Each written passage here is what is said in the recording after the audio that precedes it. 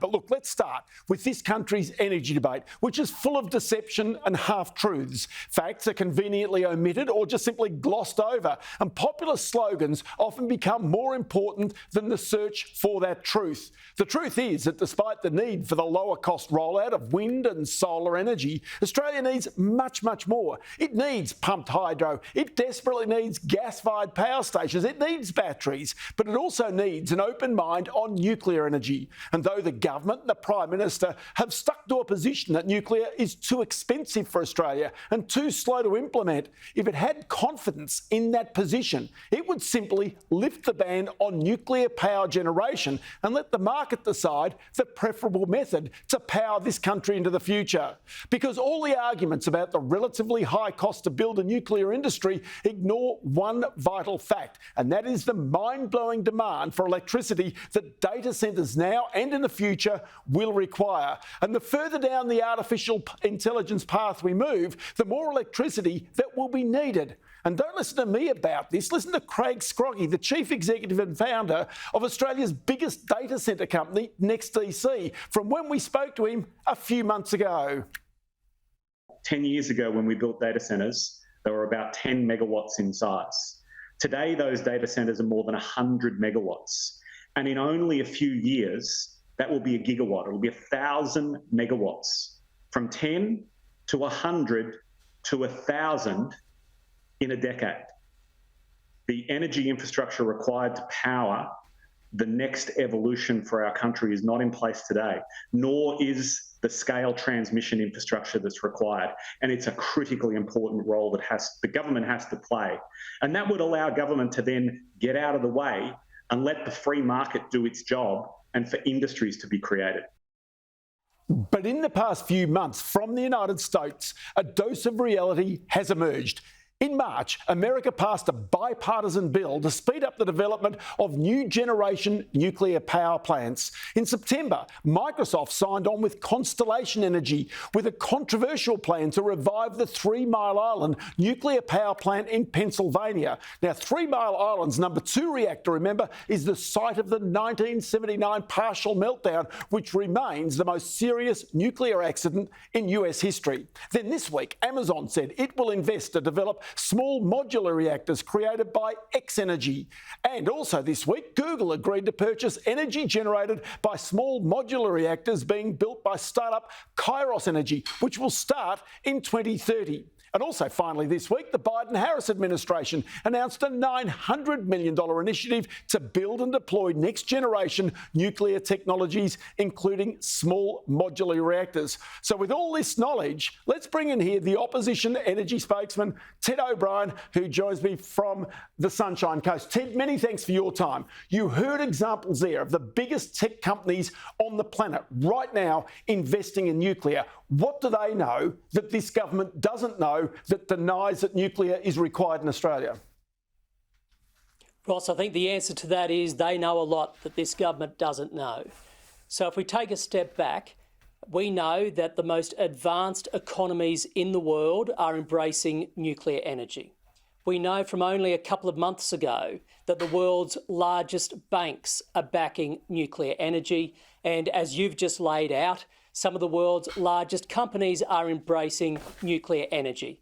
But here in Australia, we're on an ideological frolic with the Albanese government, which is refusing to consider a balanced energy mix, including this zero emissions source, in the hope that they can have an all eggs in one basket, renewables only approach.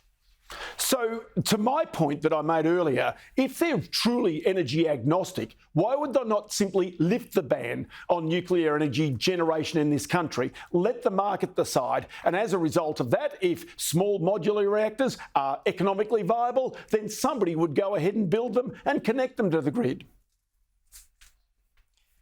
And yet, Ross, they refuse. I think there's an inherent contradiction at the base of the government's argument. I mean, here we are, proud to be a free market, liberal economy, and yet the Australian government is insistent on keeping a legal ban against nuclear energy.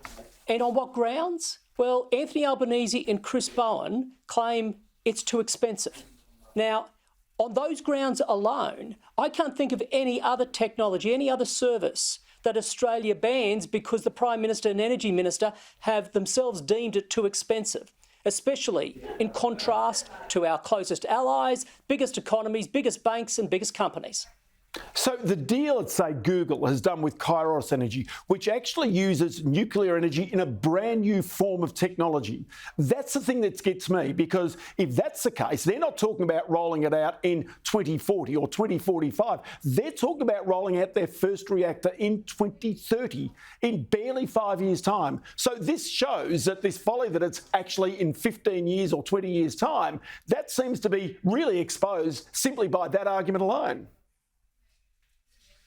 Indeed it does, and Australia's own nuclear technology advisors to the government, ANSTO, they say that small modular reactors take 3 to 5 years to construct. And so, look, the government is wrong on this stuff. Albanese and Bowen are seriously barking mad with their plan of renewables only. And Ross, we are seeing out of the United States, yes, there are plans for some of these first-of-a-kind next-generation reactors. Keep in mind they're small modular reactors.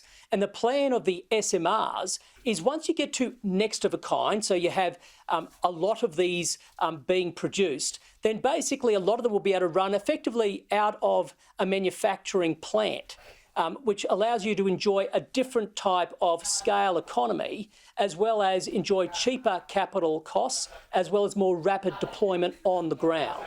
A part of our plan is to ensure that we are only in Australia considering that next-of-a-kind technology. So one aspect of this is, I think here and now, when you look at the CSIRO reports, for example, it would say it is cheaper and faster to roll out renewables, wind and solar right now. And I don't dispute that whatsoever. But what I say is most of the modelling completely and utterly ignores the huge demand that is coming from data centres and from artificial intelligence. And that's the reason why the country needs now to plan for this massive uplift in demand for electricity into the future. And it is inevitable that we are going to need nuclear energy in Australia. And so we better get going, Ross, is the short of it. We better hurry up and we better start moving. You know, that CSIRO Gen Cost report is full of flaws. I mean, it suggests that these plants only run 30 years. Well, they run up to 80 years, maybe longer. They suggest they only run just over 50% of the time are they on. No, they're not. If you look at the United States, about which we're speaking today, that's well over about 93% of the time they run. You know, the Department of Energy of the United States recently did their own study, and they compared a renewables-only grid to one which includes nuclear as part of a balanced energy mix. And what it showed was the cost of the nuclear system being over 30% lower than the renewables-only system. And one of the big differences for us, Ross, in Australia is going to be transmission lines.